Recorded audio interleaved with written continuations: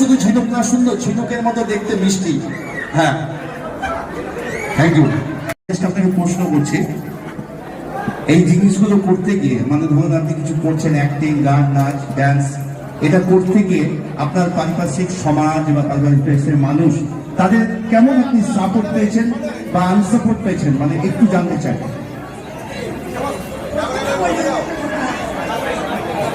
এগুলোতে কেউ কিন্তু সাপোর্ট করে না, ঠিক আছে, কিন্তু সাপোর্ট করার মতন যদি নিজের লোক যদি কাছে থাকে তাহলে আমাদের সামনের দিকে এগিয়ে যাওয়া মানে আমরা পারবো।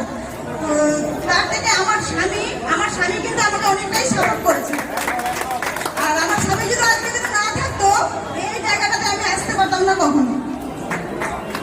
আপনি হয়তো এখন এসছেন না, আমি আসার আগে আমি ওগুলো শব্দ রিপিট করে ফেলেছি।